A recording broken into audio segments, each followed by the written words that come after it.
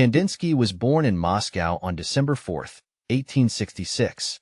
After studying law and economics in Moscow, he decided to become a painter and moved to Munich in 1896.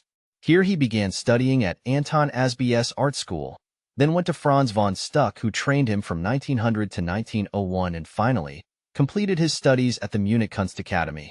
As early as 1902, he was already teaching at the Phalanx-Schule and soon became the president of the artist group. Here he met Gabriele Munter, who was one of his pupils in his painting class. They went on extensive trips abroad together and then moved into a shared apartment in Munich in 1908. Kandinsky was one of the founding members of the Neue Künstlervereinigung in 1909, and 1 year later, in 1910, he made his first purely abstract watercolor. Together with his artist friends Paul Klee, August Mack, and Franz Marc Kandinsky founded the Blaureiter in 1912 and published the Almanac with the same name together with Mark. Kandinsky spent the years of the First World War in Moscow, but returned to Germany in 1921.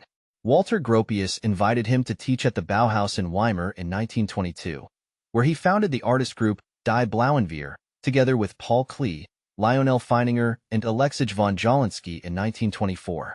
Kandinsky took on German citizenship in 1928. The Bauhaus, which had already moved to Dessau in 1925, moved once again in 1932, this time to Berlin, where it reopened in spite of Nazi persecution, but had to close its doors permanently 1 year later. Kandinsky immigrated to France in 1934 and settled in Neuilly-sur-Seine near Paris. He adopted French citizenship shortly before the outbreak of the Second World War. He continued working during the period of German occupation, in spite of the dangerous situation, until shortly before his death. Wassily Kandinsky died in his adopted home country France on December 13, 1944.